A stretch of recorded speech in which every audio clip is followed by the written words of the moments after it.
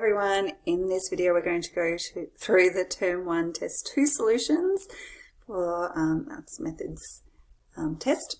So I'll go through these questions as quick as I can, but also just showing you how to do things on the calculator just to make these questions a little bit more accessible, so you don't want to do everything by hand. Alright, so question 1. Find all values of k such that the equation has two real solutions for x, one positive and one negative. So we're going to have to solve for k, and we've got one positive solution and one negative solution. Now, I think the easiest way for this is to use a slider. So you can solve it, and when you solve it, you'll get -3 on 4, but you kind of need to understand what is actually happening. So that's where sliders come in handy. Alright, so if we just go into our graph, and I might already have this one on here. This is so frustrating. No, I don't. So let's just clear everything there. Okay, so I'll just pause while I type that in. Alright, so hopefully I've typed that all in correctly. Just make sure you type it in exactly how it's written. That K isn't next to another letter, but if it was, then you would need to put a multiply sign. Alright, so let's tick it.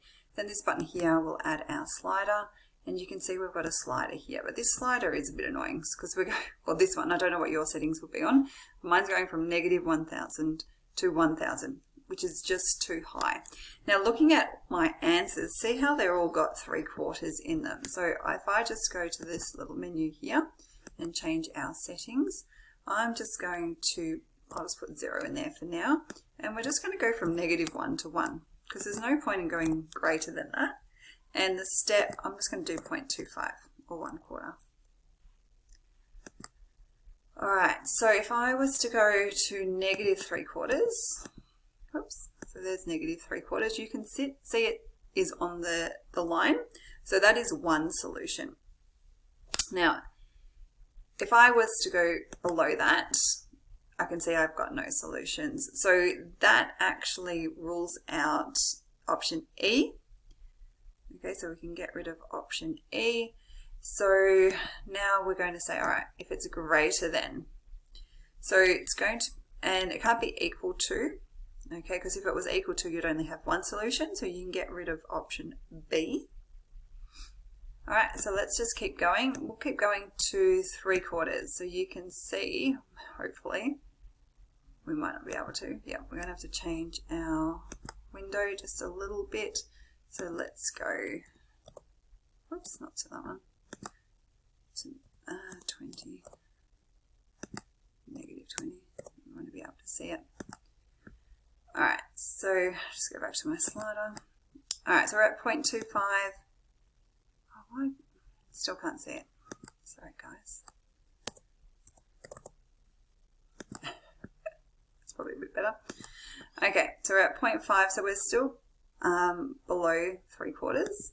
So there's 3/4, and we want one solution that's positive and one solution that's negative. So we do want that parabola to cross the axes twice, but you can see as soon as we, well, you might not be able to see the scale.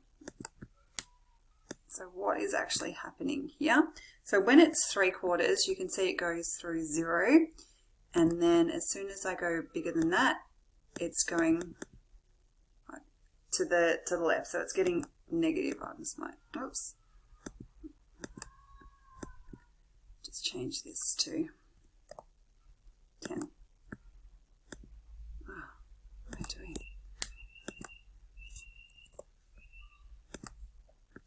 Alright, so if I go greater, you can see how it's now passing 0, so you've got two negative solutions. So to have one positive, we need to be on the other side. All right, so one negative solution, which is here, and one positive solution. So as soon as I go to 0.75, I'm at 0, and then I've crossed. So your answer, K, has to be between -3/4 and 3/4, because as soon as I'm below -3/4, I don't have any solutions, and when I'm above 3/4, I have two negative solutions, whereas we want one positive and one negative. All right, moving along. So the asymptote stuff I feel is pretty straightforward. You can also graph it if you wanted to. Part 3, so the largest value of A, blah, blah, blah, where it's 1 to 1. So just check what sort of function it is. It is a parabola, and that is a positive parabola. So you can just go to function min. So if we go back onto our main screen, you can just go, where are we? Function min. If it was a negative parabola, you would go to max, and then you just find out what your minimum is. So you type in your function, so x squared plus 3x minus 10. I don't have to restrict the domain. There's another question where there's a cubic, so you would change it there. All right, and you can see your minimum occurs at x equals negative 1.5 and y equals negative 12.25. All right, so your value of A is negative 1.5. So this question here, this is a past exam question. Actually, those previous 3 ones were past exam questions too. So you just got to use, so we've got this kind of composite function happening. So you can see what is going inside is f of negative 1. So out of all these, we just got to find f of negative 1. So f of negative 1 is equal to 4, which I've written here.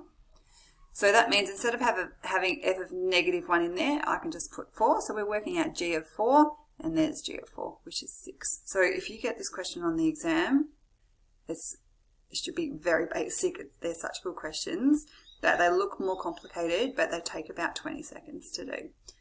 All right, this question I was missing this slash, so hopefully you still answered it knowing that, but your answer is A. Sorry about not putting that in. Question 6, we have a linear function, and we've been given the range, and you have to find the domain. So I think just doing a quick sketch does help, because we've got this square bracket, which means at negative 4 the point is included, but at 5 it's not included. So when y is equal to negative 4, x is equal to 9. So that's why we have 9 is included. So the only option there is A, but if we wanted to just substitute in y equals 5, we get x equals 0, but 0 is not included because the 5's not included. Did I do that around the wrong way? I did too. Silly me. All right. Yeah, I did. 0. Let me just double check. Oh, okay. No, I've drawn them correctly. I've just, yeah. My working out confused me. It's all good. All right. So what have we got here? All right, so maximal domain, this one should be pretty straightforward. So you can't take the square root of a negative, so you just have to be greater than or equal to 0.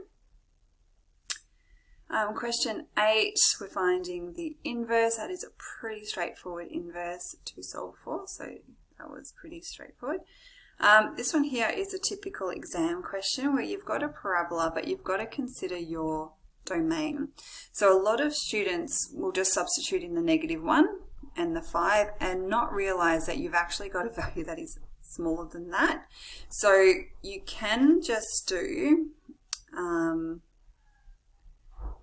what are we doing? The range. I think just sketching it is probably easier and understanding that that 3 is below, and it is included because you're starting at x equals negative 1 and we actually drop down to get to y equals 3 before we come up.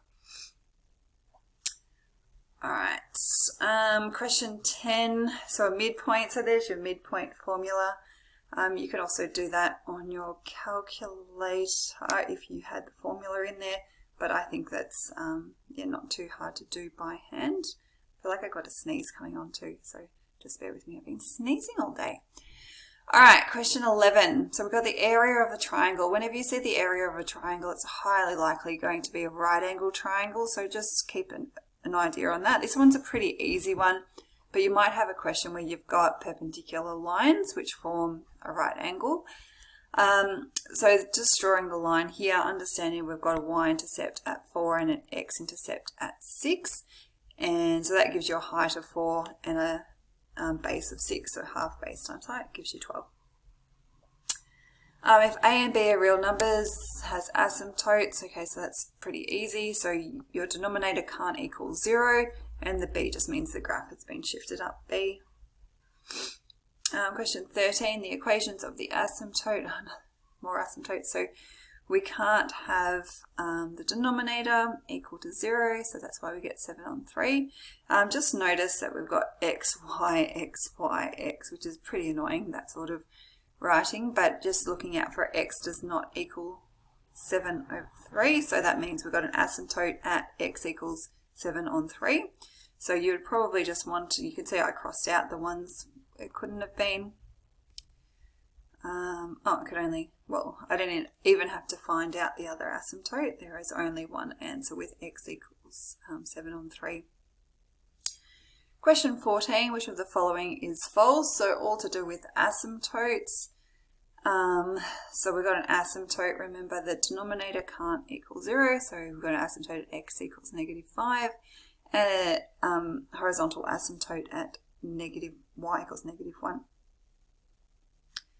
Okay, so it's pretty easy. Question 15, the equation of the image of the graph after reflection in the y-axis. So we've had a reflection in the y-axis followed by a translation 3 units in the positive direction of the x-axis and 4 in the negative of the y-axis. So this one you could do it by inspection. Okay, so first of all, I would say, all right, this vertical translation, this negative direction in the y-axis, is probably the easiest one to spot. So let's just get rid of D and B, so you can see I crossed them out.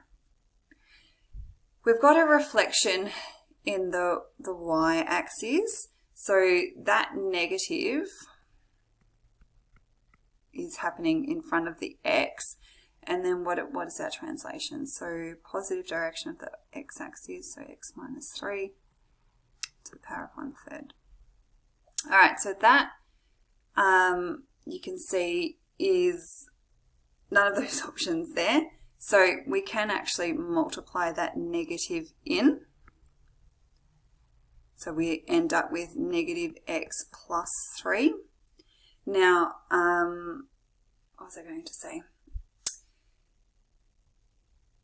Yeah, so both, they're the same thing. It's just the way that it's written here in E. So you could actually do function notation for this question, but I think just recognizing the transformations in your multiple choice options is probably the easiest way to go about it. All right, question 16. So what have we got? Another transformation one. So this time we've got translation. So this one you could do by inspection as well.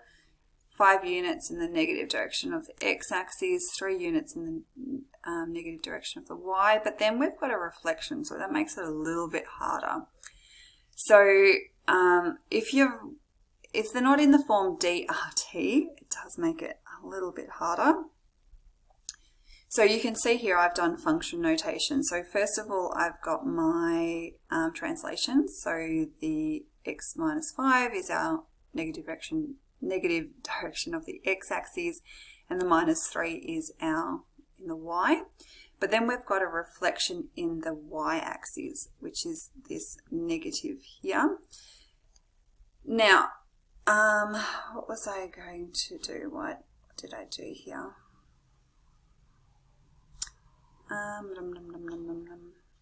Okay, I think I'll just then put it into the calculator. But I did want to check this one because when the reflection happens afterwards, it can cause a little bit of confusion. So let's just do this using function notation. So going to define f of x equals x squared. All right, so I had f of negative x minus 5. And I don't need to write this here. I could just put it straight into my graph if I wanted to. Oops, that should be a 3. Okay. So if I were to copy that into a graph, let's just get rid of what we were doing before. All right, so you can either leave it like that in the function notation, or you could put the new one. Oops, make sure you tick it. All right, so let's just check what's happening. So translation to the negative, okay, so it's gone to the negative, then it's gone down, and then it's been reflected.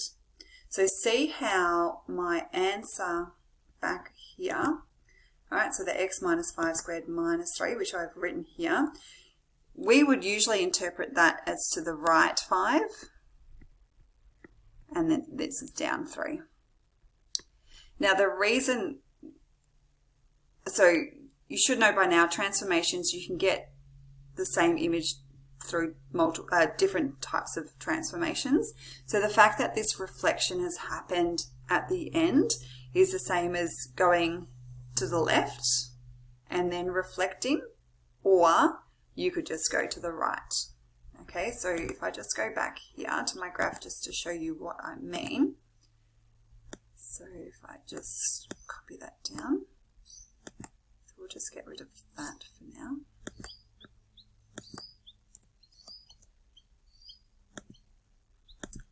All right, so there's, oh, actually, let me just put this one in first. So f of x. All right, so your green, oh, come back. All right, so your green is your original, okay? And then the red is your translation to the left in the negative direction. It's gone down, and then it's been reflected to get the blue. So you could say it's been translated and then reflected. So translated to the left and then reflected, but it's also the same as just translating to the right without that reflection. All right, what do we got here? So asymptotes of the inverse. So again, if you just find your asymptotes of the original one, which I've done here, all right, we get x equals -4, y equals -5, and then for your inverse, they just switch. You don't have to find the inverse, you just switch your asymptotes. The graph of a function, blah, blah, blah, has an asymptote x equals 4. The inverse, so again, if it has an asymptote of x equals 4, then for its inverse, it will have an asymptote at y equals 4. Okay, so quite a straightforward question. The maximum value of that, so you can do function max on your calculator. So I showed you that before. So just go back onto your main screen, interactive calculation. F max, and you can just put it in. Okay, if the graph of is obtained by reflecting the y-axis, all right, so that's just using your notation. 21, the graph with the equation is translated 3 down and 2 right. Oh gosh, these are easy questions. Okay, let's move on to 22. So here we've got a simultaneous linear equation, so unique solution.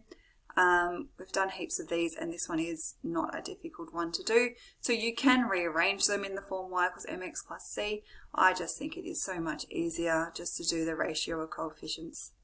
And for a unique solution, all right, they can't equal each other. So unique solution's the best because then you don't have to go and check. If it was not a unique solution, it means it's either parallel or it's the same line. Oh gosh, I've got to go to the cleanup. I'm going to be very quick. Yeah, so you would have to check which one, but for this one, you don't need to check. All right, let's quickly go. So the graph intersects at 2 distinct points. Okay, so just on your,